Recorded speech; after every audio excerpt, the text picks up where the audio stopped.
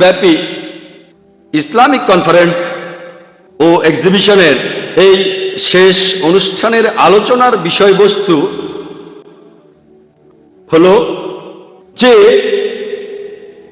ইসলাম কি মানবতার সমাধান। ইসলাম এটা এসেছে আরবি শব্দ সালাম থেকে, যার অর্থ শান্তি। শব্দটার আরো একটা উৎস আরবি শব্দ সিলম, যার অর্থ আল্লাহর কাছে নিজের ইচ্ছাকে সমর্পণ করা। এক কথায় ইসলাম অর্থ আল্লাহর কাছে নিজের ইচ্ছাকে সমর্পণ করে শান্তি অর্জন করা।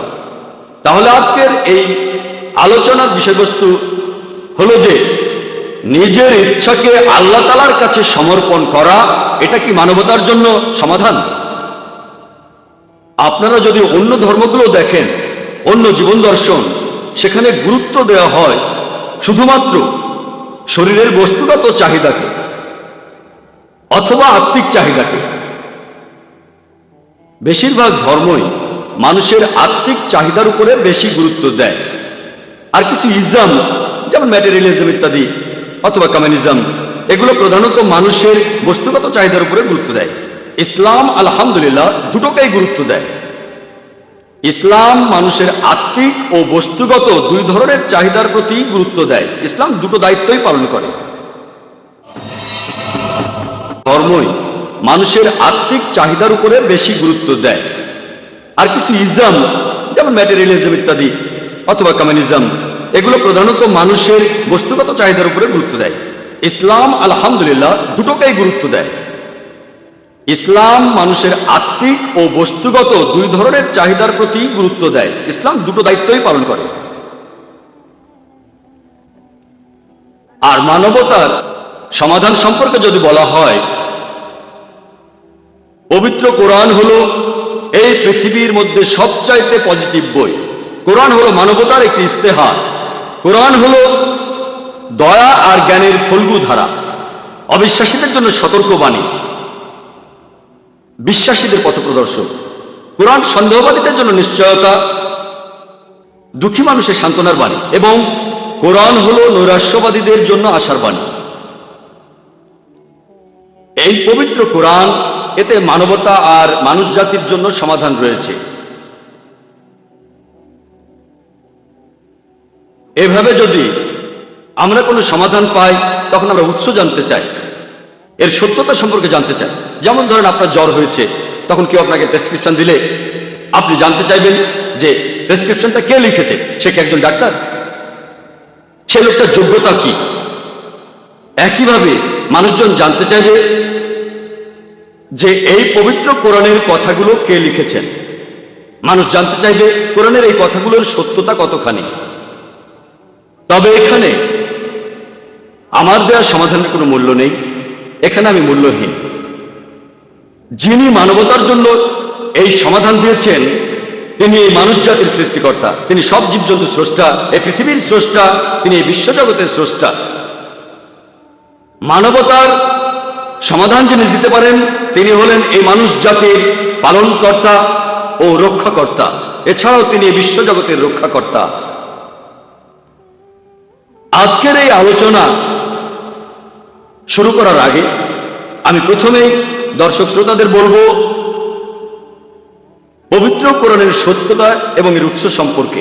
কোরআনের উৎস সম্পর্কে আমি সংক্ষেপে এটাই প্রমাণ করব যে পবিত্র কোরআন এটা আল্লাহ তাআলার বাণী। এছাড়াও সেই সব লোকজন যারা আল্লাহকে বিশ্বাস করে না, তাদের সামনে আমি এটা প্রমাণ করার চেষ্টা করব যে আল্লাহ অবশ্যই আছেন। যখন কোনো নাস্তিক আমার কাছে আসে আর আমাকে বলে যে সে কোনো রকম ঈশ্বরে বিশ্বাস করে না, প্রথমেই যেটা করি আমি তাকে অভিনন্দন জানাই। আপনারা ভাবতে পারেন আমি কেন নাস্তিককে অভিনন্দন জানাচ্ছি। আমি যে কারণে নাস্তিককে অভিনন্দন জানাচ্ছি সেটা হলো সে চিন্তা করে বেশিরভাগ মানুষই অন্ধভাবে বিশ্বাস করে। উনি খ্রিস্টান কারণ ওনার বাবা খ্রিস্টান, উনি হিন্দু কারণ ওনার বাবা হিন্দু, উনি মুসলিম কারণ ওনার বাবা একজন মুসলিম। এই নাস্তিক সে চিন্তা করেছে অবশ্যই তার একটা ধর্মীয় পরিচয় আছে, কিন্তু সেটা মানে না যে ঈশ্বরকে তার বাবা মা উপাসনা করে সে তেমন ঈশ্বরকে মানে না। ঈশ্বরের অস্তিত্বকে সে অস্বীকার করে। আমি যে কারণে তাকে অভিনন্দন জানাচ্ছি সেটা হলো সে অলরেডি ইসলামিক শাহাদার প্রথম অংশটা বলে ফেলেছে, ইসলামিক ধর্মবিশ্বাসের প্রথম কথার প্রথম অংশটা সে বলে ফেলেছে, লা ইলাহা, কোনো উপাস্য নেই। আমাকে যেটা করতে হবে, প্রমাণ করতে হবে ইল্লাল্লাহ, আল্লাহ ব্যতীত। সেটা আমি করবো ইনশাআল্লাহ। এখানে আমার কাজের অর্ধেকটা হয়ে গেছে। অমুসলিমদের ক্ষেত্রে প্রথমে তাদেরকে এটা বোঝানো লাগবে যে তারা যা ঈশ্বর উপাসনা করে সে সত্যিকার ঈশ্বর নয়। এখানে আমার কাজের অর্ধেকটাও হয়ে গেছে। সে নাস্তিক মেনে নিয়েছে, কোনো উপাস্য নেই। তাহলে এখন আমাকে যেটা করতে হবে, আমাকে আল্লাহ তাআলার অস্তিত্ব প্রমাণ করতে হবে, তাহলে হয়ে যাবে। সেটা আমি করবো ইনশাআল্লাহ। বেশিরভাগ নাস্তিক তারা ভাবে যে বিজ্ঞান হলো সবার উপরে। বর্তমানের সময়টা বিজ্ঞান আর প্রযুক্তির যুগ। তারা ভাবে যে বিজ্ঞানই সবার উপরে। আপনি যদি কোনো নাস্তিককে প্রশ্ন করেন যে ধরেন কোন একটা যন্ত্র, ধরেন একটা মেশিন, যেটা পৃথিবীর কোনো মানুষই আগে দেখেনি, যেটা কথা কেউ শোনেও নি, তারপর সে মেশিনটা যদি সে নাস্তিকের সামনে আনা হয় এবং তাকে প্রশ্ন করা হয় যে প্রথমে কোন মানুষটা আপনাকে ঠিকভাবে বলতে পারবে এই যন্ত্রটা কিভাবে কাজ করে, এই মেশিনটা কিভাবে কাজ করে, সেই নাস্তিক তখন বলবে মেশিনটা স্রষ্টা বলতে পারবে। কেউ বলবে উৎপাদনকারী, কেউ বলবে প্রস্তুতকারী, কেউ হয়তো বলবে আবিষ্কারক, কেউ বলবে নির্মাতা। তারা যাই বলুক, উত্তরটা এমনই হবে একটা, হয় তারা বলবে স্রষ্টা, উৎপাদনকারী, প্রস্তুতকারী, অথবা বলবে আবিষ্কারক। উত্তরটা এরকমই একটা হবে। এখন উত্তর যেটাই হোক সেটা আপনার মাথার ভেতরে আপনি রেখে দেন। তারপর প্রশ্ন করেন যে আমাদের এই বিশ্বজগৎ কিভাবে সৃষ্টি হলো। সে আপনাকে বলবে যে প্রথমে বিশ্বজগৎ ছিল একটা বিন্দু, পরবর্তীতে সব উপাদানগুলো আলাদা হয়ে যায়, এটাই বিগ ব্যাং। এখান থেকে সৃষ্টি হয়েছে গ্যালাক্সি, নক্ষত্র, সূর্য, বিভিন্ন গ্রহ, আর সৃষ্টি হয়েছে পৃথিবী। এটাকেই বিজ্ঞানীরা বলে বিগ ব্যাং। সেই নাস্তিককে প্রশ্ন করেন যে মানুষ কবে প্রথম এই বিগ ব্যাং সম্পর্কে জানতে পেরেছে। সে আপনাকে বলবে আমরা জেনেছি কিছুদিন আগে, 30 বছর আগে, 40 বছর আগে। আমি তাকে বলবো যে বিশ্বজগৎ সৃষ্টি হওয়ার সম্পর্কে এই তথ্যটা পবিত্র কোরআনে খুব সংক্ষেপে বলা হয়েছে এখন থেকে 1400 বছর আগে।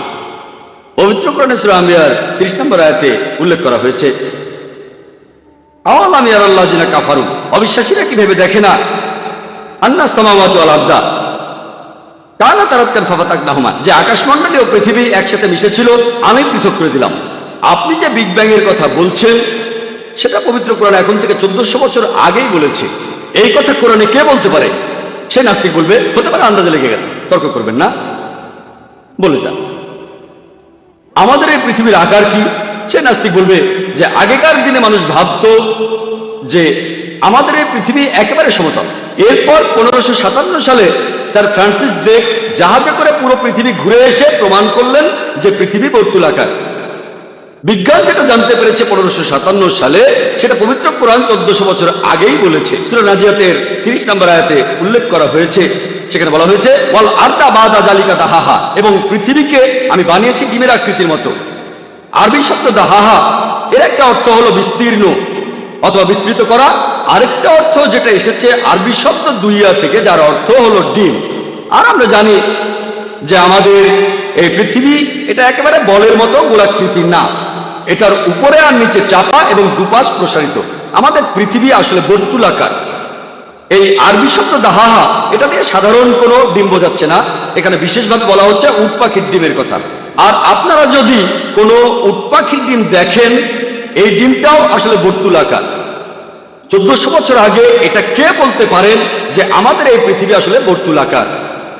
সেই নাস্তিক বলতে পারে আপনাদের নবী মুহাম্মদ সাল্লাল্লাহু আলাইহি সাল্লাম খুব বুদ্ধিমান ছিলেন। তর্ক করবেন না, বলে যান। চাঁদের যে আলো, এটা কি তার নিজের আলো নাকি প্রতিফলিত আলো? সেই নাস্তিক তখন বলবে আগেকার দিনে মানুষ ভাবতো চাঁদের যে আলো দেখি সেটা তার নিজস্ব আলো।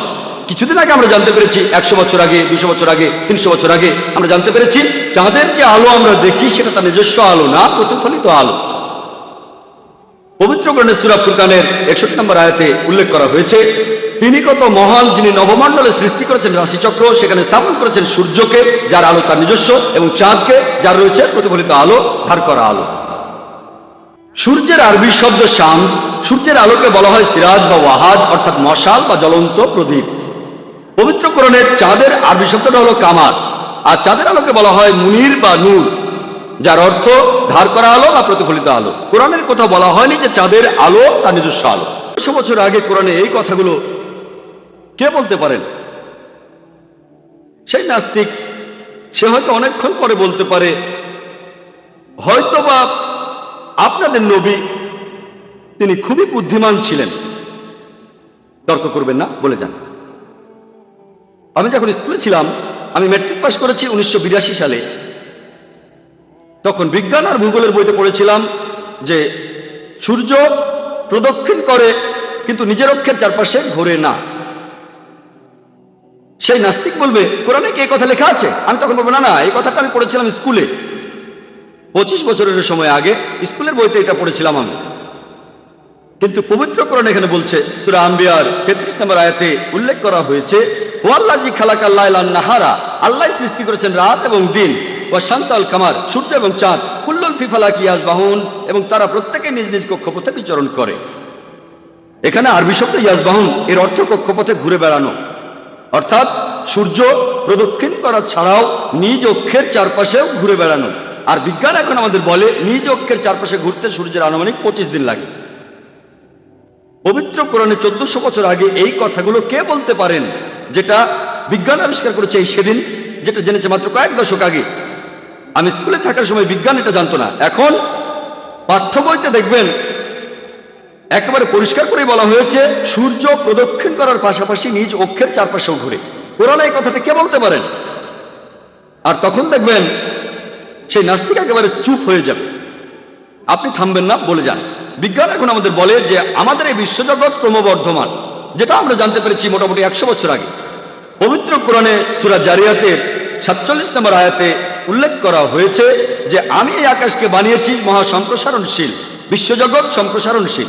আরবি শব্দ মুসলিউন, এর অর্থ সম্প্রসারিত বিশ্বজগৎ, ক্রমবর্ধমান বিশ্বজগৎ।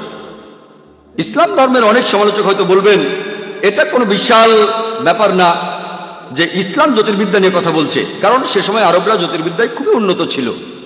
আমিও তাদের সঙ্গে একমত যে আরবরা জ্যোতির্বিদ্যায় খুবই উন্নত ছিল। তবে তাদের মনে করিয়ে দেই, পবিত্র কোরআন নাজিল হওয়ার কয়েকশো বছর পরে আরবরা জ্যোতির্বিদ্যায় উন্নত হয়েছিল। তাহলে কোরআন থেকেই আরবরা জ্যোতির্বিদ্যা সম্পর্কে জেনেছিল, এর উল্টোটা হয়।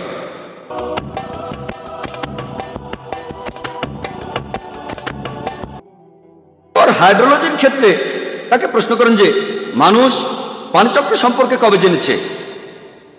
সে আপনাকে বলবে যে স্যার বার্নার্ড প্যালিসি 1580 সালে ইতিহাসে প্রথমবারের মতো পানিচক্রের বর্ণনা দেন।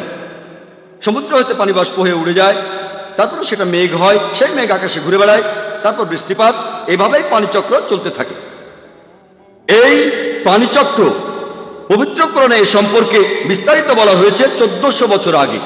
পবিত্র কোরআন আমাদের বলবে পানি বাষ্প হয়ে উড়ে যায়, তারপর মেঘ হয়, সেই মেঘ জড়ো লেগে আকাশে ঘুরে বেড়ায়, তারপর বৃষ্টিপাত, এভাবে পানিচক্র চলতে থাকে। পবিত্র কোরআন হাইড্রোলজি আর পানিচক্র সম্পর্কে বিস্তারিত বলেছে অনেক আয়াতেই। সূরা জুমারের 21 নম্বর আয়াতে উল্লেখ করা হয়েছে, সূরা রুমের 24 নম্বর আয়াতে উল্লেখ করা হয়েছে, সূরা মুমিনুনের 18 নম্বর আয়াতে উল্লেখ করা হয়েছে, সূরা হিজরের 22 নম্বর আয়াতে উল্লেখ করা হয়েছে, সূরা নূরের 43 নম্বর আয়াতে উল্লেখ করা হয়েছে, সূরা রুমের 48 নম্বর আয়াতে উল্লেখ করা হয়েছে, সূরা আরাফের 57 নম্বর আয়াতে উল্লেখ করা হয়েছে, সূরা রাদের 17 নম্বর আয়াতে উল্লেখ করা হয়েছে, সূরা ফুরকানের 48-49 নম্বর আয়াতে উল্লেখ করা হয়েছে, সূরা ফাতিরের 9 নম্বর আয়াতে উল্লেখ করা হয়েছে, সূরা ইয়াসিনের 34 নম্বর আয়াতে উল্লেখ করা হয়েছে, সূরা জাসিয়ার 5 নম্বর আয়াতে উল্লেখ করা হয়েছে, সূরা কাফের 9 ও 10 নম্বর আয়াতে উল্লেখ করা হয়েছে, সূরা ওয়াকিয়ার 68 থেকে 70 নম্বর আয়াতে উল্লেখ করা হয়েছে, সূরা মুলকের 30 নম্বর আয়াতে উল্লেখ করা হয়েছে, সূরা তারিকের 11 নম্বর আয়াতে উল্লেখ করা হয়েছে। এভাবে আমি সারাদিন ধরে শুধু রেফারেন্সগুলোই বলে যেতে পারি। পবিত্র কোরআনে পানিচক্র সম্পর্কে বিস্তারিতভাবে বলা হয়েছে। পবিত্র কোরআনে এই কথাগুলো কে বলতে পারেন 1400 বছর আগে? আপনি কিন্তু থামবেন না, বলে যান। কোরআন এরপরে বলেছে ভূবিদ্যা সম্পর্কে, যে পাহাড় পর্বত এগুলো কিলকের মতো, যাতে করে পৃথিবী ঢলে না পড়ে। পবিত্র কোরআনে সূরা নাবার 6 ও 7 নম্বর আয়াতে একথা বলা হয়েছে। এরপরে কোরআন বলছে সমুদ্রবিদ্যা সম্পর্কে। আমরা জানি যে পানি দুই প্রকার, নোনা আর মিষ্টি, কিন্তু কোরআনে এই সম্পর্কে আরো বলা হয়েছে। সূরা ফুরকানের 53 নম্বর আয়াতে উল্লেখ করা হয়েছে আল্লাহ তাআলা এই দুই দরিয়াকে মিলিতভাবে প্রবাহিত করেছেন, একটা মিষ্ট ও সুপেয় আর অন্যটা সেটা নোনা ও খর। তারা মিলিত হলেও মিশে যায় না, তাদের মধ্যে রয়েছে এক অনতিক্রম্য ব্যবধান। এখন আমরা জানি যে এই বাজ্জাক পবিত্র কোরআন যেটা বলছে, বর্তমানে যারা সমুদ্রবিদ্যা নিয়ে পড়াশোনা করেছেন তারা বলেন এটা হলো একটা অদৃশ্য অন্তরাল। কোরআন এরপরে বলেছে জীববিদ্যা সম্পর্কে। সূরা আম্বিয়া 30 নম্বর আয়াতে উল্লেখ করা হয়েছে, ওয়া জাআলনা মিনাল মাই কুল্লা শাইইন হাই, প্রাণবান সবকিছু সৃষ্টি করলাম পানি থেকে। 1400 বছর আগে আরবের সেই মরুভূমিতে এ কথা কে বলতে পারে যেখানে পানির প্রচন্ড অভাব, যে প্রাণবান সবকিছু সৃষ্টি করলাম পানি থেকে? আর এখন বিজ্ঞান সেটা প্রমাণ করেছে। এরপর উদ্ভিদবিদ্যার ক্ষেত্রে পবিত্র কোরআনে সূরা তাহা 53 নম্বর আয়াতে উল্লেখ করা হয়েছে যে আমি উদ্ভিদদের সৃষ্টি করেছি জোড়ায় জোড়ায়, পুরুষ এবং স্ত্রী। এটা আমরা আগে জানতাম না যে গাছপালারও লিঙ্গ থাকে। পবিত্র কোরআনে সূরা রদ 3 নম্বর আয়াতে উল্লেখ করা হয়েছে তিনি প্রত্যেকটা ফল সৃষ্টি করেছেন জোড়ায় জোড়ায়। এরপরে প্রাণীবিদ্যার ক্ষেত্রে দেখবেন কোরআন বলছে সূরা আনামের 38 নম্বর আয়াতে উল্লেখ করা হয়েছে যে বিভিন্ন পশু এবং পাখি তারাও মানুষের মতো সম্প্রদায়, বিজ্ঞান এটা জানতে পেরেছে কিছুদিন আগে। পবিত্র কোরআনে মৌমাছির জীবনযাত্রা বলা হয়েছে সূরা নাহালের 68 ও 69 নম্বর আয়াতে। পবিত্র কোরআনে মাকড়সার জীবনযাত্রা সম্পর্কে বলা হয়েছে সূরা আনকাবুতের 41 নম্বর আয়াতে। পবিত্র কোরআনে পিঁপড়ার জীবনযাত্রা সম্পর্কে বলা হয়েছে সূরা নামলের 17 নম্বর আয়াত এবং 18 নম্বর আয়াতে। আর বিজ্ঞান এগুলো জানতে পেরেছে কিছুদিন আগে, 50 বছর আগে, 100 বছর আগে, 200 বছর আগে। এরপর মেডিসিনের ক্ষেত্রে দেখবেন পবিত্র কোরআনে সূরা নাহলের 68 নম্বর ও 69 নম্বর আয়াতে বলা হয়েছে যে আমি মানুষকে দান করি বিভিন্ন রঙের এক পানীয় যেটা নির্গত হয় মৌমাছির পেট থেকে, যেটাতে মানুষের জন্য রয়েছে আরোগ্য। আমাদের বিজ্ঞান কিছুদিন আগে জানতে পেরেছে যে মধু উৎপন্ন হয় মৌমাছির পেটে, আর এই মধুর মধ্যে কিছু অ্যান্টিসেপটিক বৈশিষ্ট্য আছে, তাই যুদ্ধে রাশিয়ান সৈন্যরা তাদের ক্ষতস্থানে মধুর প্রলেপ দিত, আমরা জেনেছি কিছুদিন আগে। এরপরে শরীরবিদ্যার ক্ষেত্রে পবিত্র কোরআন সংক্ষেপে গবাদি পশুর রক্ত চলাচল ও দুধ উৎপাদন সব বলেছে সূরা নাহলের 66 নম্বর আয়াতে কথা বলা হয়েছে। এরপর জেনেটিক্সের ক্ষেত্রে পবিত্র কোরআনে সূরা নাজমের 45 ও 46 নম্বর আয়াতে উল্লেখ করা হয়েছে। এছাড়াও কোরআনে সূরা কিয়ামার 37 থেকে 39 নম্বর আয়াতে উল্লেখ করা হয়েছে পুরুষের স্খলিত শুক্রবিন্দুই সন্তানের লিঙ্গ নির্ধারণ করে, যেটা আমরা জানতে পেরেছি কিছুদিন আগে। পবিত্র কোরআন ভ্রূণবিদ্যা সম্পর্কে বিস্তারিতভাবে বলেছে। সূরা আলাকের 1 নম্বর আয়াতে উল্লেখ করা হয়েছে তিনি মানুষকে সৃষ্টি করেছেন আলাক থেকে, জোকের মতো কোনো বস্তু যেটা কোথাও ঝুলে থাকে। এছাড়াও এটার আরেকটা অর্থ হলো রক্তপিণ্ড। পবিত্র কোরআন মানব ভ্রূণের বিভিন্ন স্তর বর্ণনা করেছে বিস্তারিত, যেটা বিজ্ঞান জানতে পেরেছে কিছুদিন আগে। সূরা মুমিনুনের 12 থেকে 14 নম্বর আয়াতে উল্লেখ আছে। আমি এরকম আরো কয়েকটা উদাহরণ দেব। সাধারণত অবিশ্বাসীরা এটা বলে থাকে আল্লাহ এটা কিভাবে করবেন, আমরা মরে গেলে আমাদের সবার দেহ তো মাটির সাথে মিশে যাবে, তাহলে আল্লাহ তাআলা আমাদের আবার কিভাবে জীবিত করবেন? সব হাড়গোড় তো ধুলো হয়ে গেছে, তাহলে কিয়ামতের দিন আল্লাহ কিভাবে আমাদের হাড়গোড়কে একত্রিত করবেন? আর আল্লাহ বলেছেন সূরা কিয়ামত 3 ও 4 নম্বর আয়াতে উল্লেখ করা হয়েছে যে তিনি শুধু অস্থিগুলোকে একত্রিত করবেন তা নয়, বস্তুত তিনি প্রত্যেক মানুষের আঙ্গুলের অগ্রভাগ পর্যন্ত পুনর্বিন্যস্ত করবেন। আপনারা জানেন যে 1980 সালে sir Francis gold fingerprinting method আবিষ্কার করেন আর বলেন যে লাখ লাখ মানুষের মধ্যেও 2 জনের হাতের আঙ্গুলের ছাপ, এমনকি লাখ লাখ লোকের মধ্যেও 2 জনের আঙ্গুলের ছাপ মিলবে না। দেখবেন যে সিআইএ, পুলিশ, সিআইডি, এফবিআই তারা অপরাধীদের ধরার জন্য ফিঙ্গারপ্রিন্টিং মেথড ব্যবহার করে। কোরআন 1400 বছর আগে বলেছেন তিনি শুধু অস্থিকে একত্রিত করবেন না, তিনি প্রত্যেক মানুষের আঙ্গুলের অগ্রভাগও পুনর্বিন্যস্ত করবেন। এবার সেই নাস্তিককে প্রশ্ন করেন যে কোরআনে এই কথাগুলো কে বলতে পারেন? একমাত্র যে উত্তরটা সে দিতে পারে যে বলতে পারেন স্রষ্টা অথবা উৎপাদনকারী অথবা আবিষ্কারক অথবা নির্মাতা অথবা প্রস্তুতকারী। এই স্রষ্টা, এই উৎপাদনকারী, এই আবিষ্কারক, এই নির্মাতা, এই প্রস্তুতকারী মুসলিমরা আমরা তাকে বলি আল্লাহ।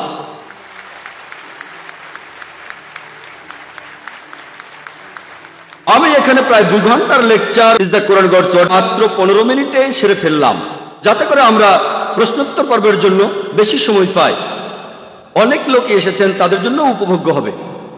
অ্যালবার্ট আইনস্টাইন একবার বলেছিলেন যে বিজ্ঞান যদি ধর্ম ছাড়া হয় সেটা পঙ্গু, আর ধর্ম যদি বিজ্ঞান ছাড়া হয় সেটা অন্ধ। আপনাদের মনে করিয়ে দিই, পবিত্র কোরআন এটা কোনো সায়েন্সের বই না, SCIENCE, এটা হলো সাইনের বই, SIGNS, এতে রয়েছে আয়াত। পবিত্র কোরআনে 6000-এরও বেশি এরকম সাইন আছে, 6000-এরও বেশি আয়াত, যার মধ্যে 1000-এরও বেশি আয়াত সায়েন্সের ব্যাপারে বলেছে। আমি কিন্তু এখানে বিজ্ঞান আর প্রযুক্তির সাহায্যে পবিত্র কোরআনের সত্যতা প্রমাণ করছি না। মুসলিমদের কাছে পবিত্র কোরআনই সবার উপরে, তবে অমুসলিমের কাছে, কোন নাস্তিকের কাছে, তার কাছে বিজ্ঞান সবার উপরে। আমি তাদের বিজ্ঞানের সাথে আমাদের কোরআনকে তুলনা করছি আর প্রমাণ করছি যে আপনাদের বিজ্ঞান যেটা বলেছে কিছুদিন আগে, 50 বছর আগে, 100 বছর আগে, 200 বছর আগে, আমাদের এই পবিত্র কোরআন একথা বলেছে 1400 বছর আগে। আর সেজন্যই এখন বিজ্ঞান ঈশ্বরকে বাতিল করে দিচ্ছে না, ঈশ্বরের বিভিন্ন ধারণাকে বাতিল করে দিচ্ছে। লা ইলাহা ইল্লাল্লাহ, এই পবিত্র কোরআন, এতে পুরো মানুষ জাতির সব সমস্যার সমাধান রয়েছে। আর এর লেখক হলেন স্রষ্টা, রক্ষাকর্তা, পালনকর্তা পুরো মানুষ জাতির আর পুরো বিশ্ব জগতের। অনেক আসমানি কিতাবই আল্লাহ সুবহানাহু ওয়া তাআলা পৃথিবীতে পাঠিয়েছেন, তবে সর্বশেষ ও চূড়ান্ত কিতাব কোরআনের আগে যে কিতাবগুলো নাজিল হয়েছিল সেগুলো ছিল নির্দিষ্ট একটা জাতির জন্য, আর সেগুলো ছিল নির্দিষ্ট একটা সময়ের জন্য। আর যেহেতু কোরআন হলো সর্বশেষ ও চূড়ান্ত কিতাব, আল্লাহ তাআলার শেষ আসমানি কিতাব, এটা শুধু মুসলিম বা আরবদের জন্য পাঠানো হয়নি, কোরআন পাঠানো হয়েছে পুরো মানুষ জাতির জন্য। পবিত্র কোরআনের সূরা বাকারার 185 নম্বর আয়াতে উল্লেখ করা হয়েছে যে রমজান মাসে এই পবিত্র কোরআন অবতীর্ণ হয়েছে সত্য এবং অসত্যের মধ্যে পার্থক্যকারী রূপে, পুরো মানুষ জাতির দিশারি ও সৎপথের স্পষ্ট নিদর্শন হিসেবে, শুধুমাত্র মুসলিম বা আরবদের জন্য নয়, পুরো মানুষ জাতির জন্য।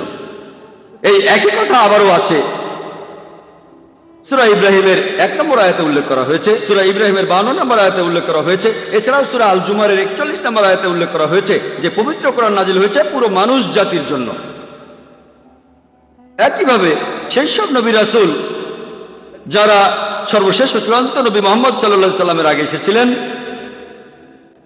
তারা এসেছিলেন একটা নির্দিষ্ট জাতির জন্য, আর তারা যা কিছু প্রচার করেছিলেন সেটা ছিল একটা নির্দিষ্ট সময়কালের জন্য। আর যেহেতু নবী মুহাম্মদ সাল্লাল্লাহু আলাইহি সাল্লাম হলেন সর্বশেষ ও চূড়ান্ত নবী, তিনি শুধুমাত্র মুসলিম বা আরবদের জন্য আসেননি। পবিত্র কোরআনের সূরা আম্বিয়ার 107 নম্বর আয়াতে উল্লেখ করা হয়েছে, ওয়া মা আরসালনাকা ইল্লা রাহমাতাল লিল আলামিন, যে আমি তোমাকে প্রেরণ করেছি কেবল মানুষ জাতির প্রতি রহমত হিসেবে, পুরো জীবজগতের প্রতি রহমত হিসেবে, বিশ্বজগতের প্রতি রহমত হিসেবে। নবী মুহাম্মদ সাল্লাল্লাহু আলাইহি সাল্লাম হলেন সর্বশেষ ও চূড়ান্ত নবী, তিনি শুধুমাত্র মুসলিম বা আরবদের জন্য আসেননি। পবিত্র কোরআনের সূরা আম্বিয়ার 107 নম্বর আয়াতে উল্লেখ করা হয়েছে, ওয়া মা আরসালনাকা ইল্লা রাহমাতাল লিল আলামিন, যে আমি তোমাকে প্রেরণ করেছি কেবল মানুষ জাতির প্রতি রহমত হিসেবে, পুরো জীবজগতের প্রতি রহমত হিসেবে, বিশ্বজগতের প্রতি রহমত হিসেবে। একই কথা আবারও আছে সূরা সাবার 28 নম্বর আয়াতে উল্লেখ করা হয়েছে, ওয়া মা আরসালনাকা ইল্লা কাফাতাল লিন-নাস বাশিরা ওয়া নাজিরা, আমি তো তোমাকে প্রেরণ করেছি সমগ্র মানুষ জাতির প্রতি সুসংবাদদাতা এবং সতর্ককারী রূপে, কিন্তু অধিকাংশ মানুষই এ সম্পর্কে জানে না। আর যেহেতু বেশিরভাগ মানুষ এ সম্পর্কে জানে না, সেজন্য আমরা এরকম কনফারেন্স আর লেকচারের আয়োজন করছি। কিন্তু এখন যদি আপনারা একটু ভালোভাবে আন্তর্জাতিক মিডিয়ার দিকে চোখ রাখেন, সেখানে দেখবেন ইসলাম সম্পর্কে তীব্রভাবে মিথ্যা খবর প্রচার করা হচ্ছে। এটা দেখবেন আন্তর্জাতিক নিউজ পেপারে, আন্তর্জাতিক ম্যাগাজিনে, বিভিন্ন রেডিও স্টেশনে, বিভিন্ন টিভি স্টেশনে, আন্তর্জাতিক স্যাটেলাইট চ্যানেলে, আপনারা আন্তর্জাতিক মিডিয়ায় দেখবেন তারা ইসলাম সম্পর্কে অনেক রকম ভুল ধারণা প্রচার করছে, ইসলাম সম্পর্কে ভুল আর মিথ্যে খবর প্রচার করছে। আর নিউজউইক ম্যাগাজিনে প্রকাশিত হওয়া একটি আর্টিকেল 1979 সালের 16 এপ্রিল সংখ্যা, সেটা বলছে যে গত 150 বছর সময়ের মধ্যে 1800 থেকে 1950 সালের মধ্যে ইসলাম ধর্মের বিরুদ্ধে 60,000-এরও বেশি বই লেখা হয়েছে। যদি হিসাব করে দেখেন, যদি এই বইয়ের সংখ্যাকে দিনের সংখ্যা দিয়ে ভাগ করেন, ইসলামের বিরুদ্ধে 1টারও বেশি বই লেখা হয়েছে প্রত্যেক দিন। আর 9/11-এর পরে, অর্থাৎ 2001 সালের 11 সেপ্টেম্বরের পরে এই জিনিসটা আরো অনেক বেড়ে গেছে। প্রত্যেক দিন ইসলামের বিরুদ্ধে কয়েকটা বই লেখা হচ্ছে। যদি আপনি নজর করতে চান তাহলে ইসলামের বিরুদ্ধে বই লেখেন, বাজারে বইটার ভালো কাটতি হওয়ার সম্ভাবনা অনেক বেশি। আর আপনারা দেখবেন যে আন্তর্জাতিক মিডিয়া ইসলামের বিরুদ্ধে এগুলো প্রচার করার সময় বিভিন্ন কৌশল অবলম্বন করে। এক নম্বরটা হচ্ছে তারা বিভিন্ন কুলাঙ্গারদের মিডিয়ার সামনে তুলে ধরে আর প্রচার করে যে এরাই হলো আদর্শ মুসলিম। সব গোত্রেই কিছু কুলাঙ্গার থাকে।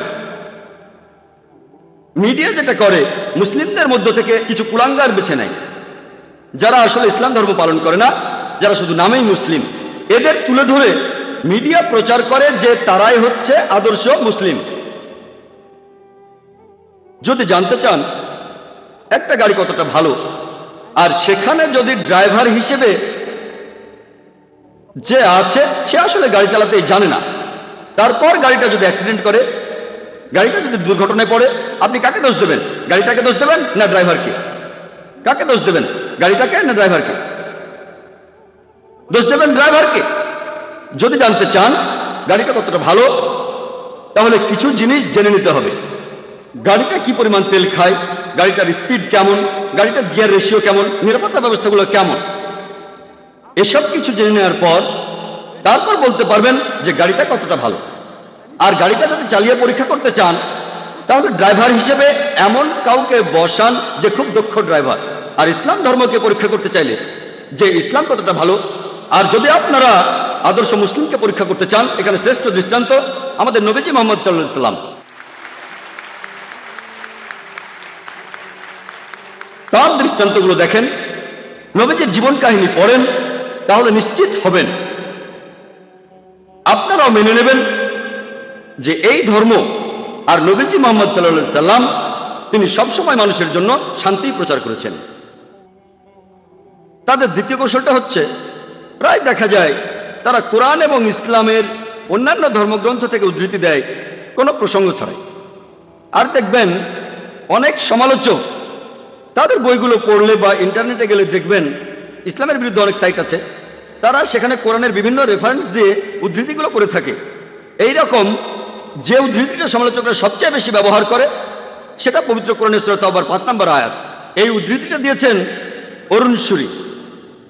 তিনি ইন্ডিয়াতে ইসলামের একজন তীব্র সমালোচক, ওনার নাম অরুণ সুরি। তিনি একটা বই লিখেছেন দ্য ওয়ার্ল্ড অফ ফতোয়া, সেখানে রেফারেন্সও দিয়েছেন যে কোরআন বলছে, সূরা তাওবার 5 নম্বর আয়াতে উল্লেখ করা হয়েছে, মুসলিমদের নাকি বলা হয়েছে যেখানেই তোমরা কাফিরদের দেখবে, আর উনি ব্র্যাকেটে লিখে দিয়েছেন হিন্দু। ওনার কথা অনুযায়ী সূরা তাওবার 5 নম্বর আয়াত বলছে যেখানে তোমরা কাফিরদের দেখবে তাদের মেরে ফেলো। যদি আপনারা কোরআন পড়েন, যদি কোরআনটা খোলেন, তারপর অনুবাদটা পড়লে দেখবেন তিনি যা বলেছেন সেটা ঠিক। সূরা তাওবার 5 নম্বর আয়াতে কথা বলা হয়েছে যেখানে কাফিরদের দেখবে তাদের মেরে ফেলবে, কিন্তু এটা প্রসঙ্গ ছাড়া উদ্ধৃতি। প্রসঙ্গ জানতে আপনাকে সূরা তাওবার 1 নম্বর আয়াত থেকে পড়ে আসতে হবে। প্রসঙ্গটা পড়লে আপনি পটভূমি জানতে পারবেন যে আয়াতটা কেন নাজিল হয়েছিল। এভাবে জানতে পারবেন যে সে সময় একটা শান্তি চুক্তি হয়েছিল মুসলিমদের সাথে মক্কা শহরের মুশরিকদের। এর কিছুদিন পরে মক্কার মুশরিকরা এই শান্তি চুক্তির শর্তগুলো ভঙ্গ করলো।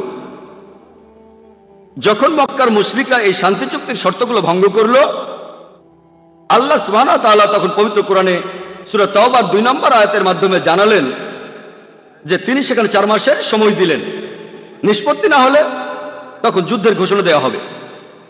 আর সূরা তাওবার 5 নম্বর আয়াতে বলা হয়েছে যে সেই নিষিদ্ধ 4 মাসের পরে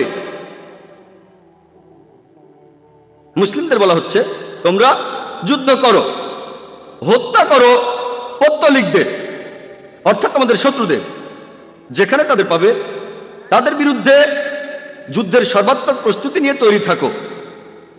তাহলে প্রসঙ্গ পড়লে জানতে পারি এই আয়াতটা নাজিল হয়েছিল যুদ্ধের সময়ে। যে যুদ্ধের ময়দানে শান্তি চুক্তির শর্ত ভেঙে শত্রুরা যখন যুদ্ধ করতে আসে তখন ভয় পেও না, যুদ্ধ করো, আর তাদের দেখলে হত্যা করো। দেখবেন যে কোনো আর্মি জেনারেল যুদ্ধের ময়দানে সৈন্যদের মনোবল বাড়ানোর জন্য সবাইকে যুদ্ধ করতে বলবে। ধরেন আমেরিকা আর ভিয়েতনামের মধ্যে যখন যুদ্ধ চলছিল, তখন আমেরিকার কোনো আর্মি জেনারেল যদি তিনি বলেন যেখানেই তোমরা ভিয়েতনামীদের দেখবে তাদের মেরে ফেলো, এটা বলেছেন সেই সময়ের জন্য।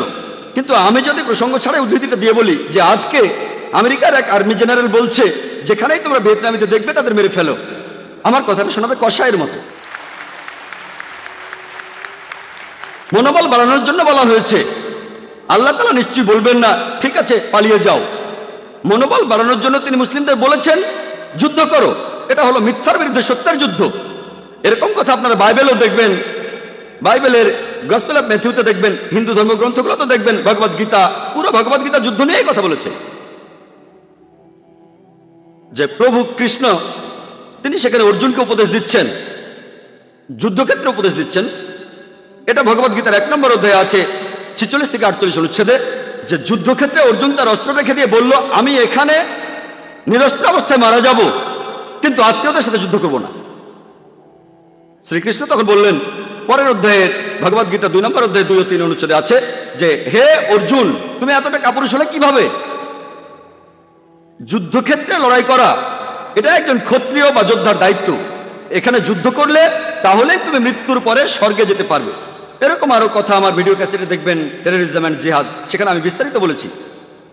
কিন্তু কোরআন এমন কথা বললে অমুসলিমদের তখন সমস্যা হয়। যদি আমি এখানে বলি ভগবদ গীতা বলছে আত্মীয়দের মেরে ফেলো, এটা শয়তানি হয়ে যাবে। তবে ভগবদ গীতা এটা বলেছে। যদি বলি যে ভগবদ গীতা বলছে আত্মীয়দের মেরে ফেলো, এটা শয়তানি হয়ে যাবে। প্রসঙ্গ করলে দেখবেন বলা হচ্ছে যদি অসত্যের বিরুদ্ধে যুদ্ধ করতে হয়, যদি অন্যায়ের বিরুদ্ধে যুদ্ধ করতে চাও, সত্যের পক্ষে দাঁড়াও, এমনকি তোমার আত্মীয়দের বিরুদ্ধে হলেও যুদ্ধ করো। আর ভগবদ গীতার এই কথার সাথে আমরা সবাই একমত। কোরআনও একই কথা বলছে। সেজন্য অমুসলিমরা যাতে ইসলাম ধর্মকে বুঝতে পারে, আমার মত অনুযায়ী এর চাবিকাঠিটা হলো যেটা পবিত্র কোরআনে দিয়েছেন আল্লাহ সুবহানাহু ওয়া তাআলা। সূরা ইমরানের 64 নম্বর আয়াতে উল্লেখ করা হয়েছে তাআলা ইলা কালিমাতিন সাওয়াইন বাইনানা ওয়া বাইনাকুম, এসো সেই কথা যাহা আমাদের এবং তোমাদের মধ্যে এক। ইসলাম ও কোরআনকে অমুসলিমদের সামনে তুলে ধরতে যেটা বলবেন সেটা হলো যে তাআলা ইলা কালিমাতিন সাওয়াইন বাইনানা ওয়া বাইনাকুম, এসো সেই কথা যাহা আমাদের ও তোমাদের মধ্যে এক। প্রথম সাদৃশ্য কি? আল্লাহ নাবুদু ইল্লাল্লাহ, যে আমরা এক, আল্লাহ ব্যতীত অন্য কারো উপাসনা করি না। আর অরুণ সূরা সূরা তাওবার 5 নম্বর আয়াতের উদ্ধৃতি দেওয়ার পরে লাভ দিয়ে চলে গেছেন 7 নম্বর আয়াতে। এর কারণটা জানেন?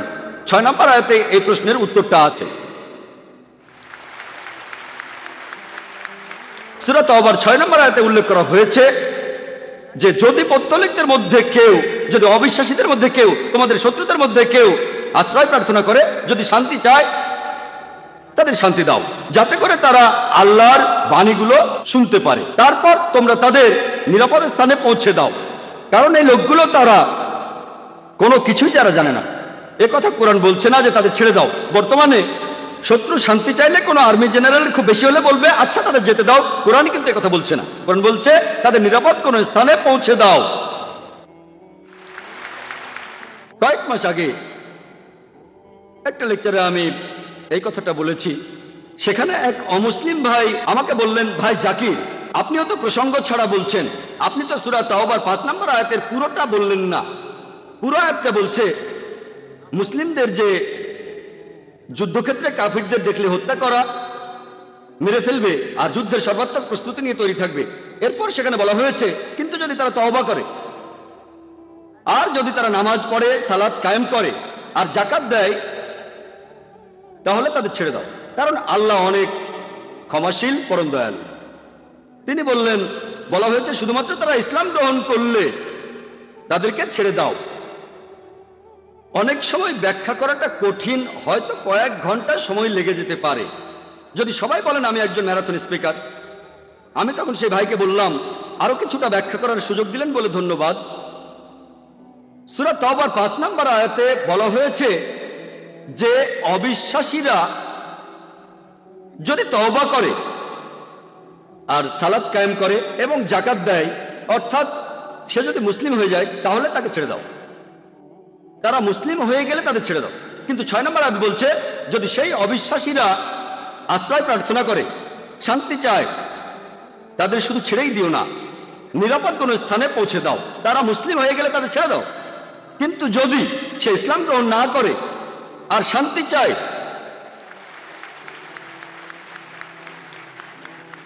তাকে শুধু ছেড়েই দিও না, নিরাপদ কোনো স্থানে পৌঁছে দাও, কারণ হতে পারে সেই অমুসলিম হয়তো বিপদে পড়তে পারে। যে ইসলাম গ্রহণ করেছে সে তো মুসলিম হয়ে গেছে, সে এখন শান্তি চায়। কোনো অমুসলিম তাকে মেনে ফেলতে পারে, কোনো অমুসলিম তার উপর প্রতিশোধ নিতে পারে যে কেন সে মুসলিমদের সাহায্য নিল। তাই আল্লাহ পবিত্রকরণে বলেছেন, শুধু ছেড়েই দিও না, তাদের নিরাপদ কোনো স্থানে পৌঁছে দাও। এজন্যই সমালোচকরা যেমন অরুণ সুরি নিজেদের মতো করে প্রসঙ্গ ছাড়া বলে, এরকম আরো কয়েকশো উদাহরণ দিতে পারবো। ইন্টারনেটে দেখবেন এটা খুব কমন, অনেক অমুসলিম কোরআনের বিরুদ্ধে কথা বলছে ইন্টারনেটে। এই কাজগুলো ইন্টারনেটে করা অনেক সহজ, তাই অনেক বেশি বই লেখা হচ্ছে, খুব সহজ। ইন্টারনেট এখানে ভালো খারাপ সবই আছে। প্রথমে যখন শুরু হয়েছিল ইসলামের পক্ষের চেয়ে বিপক্ষের ওয়েবসাইটই বেশি ছিল। এখন মুসলিমরা উত্তর দিচ্ছে, এখন ইসলামের পক্ষেও সাইট আছে। তবে কোরআনের বিরুদ্ধে বিভিন্ন অভিযোগগুলো জানতে আপনাকে অনেক বিশেষজ্ঞ হতে হবে না, আর উত্তর দেওয়াটাও কঠিন। একটা উত্তর দিলে আরো প্রশ্ন আসতে থাকে, সেজন্য আমরা উন্মুক্ত প্রশ্নোত্তরের আয়োজন করেছি।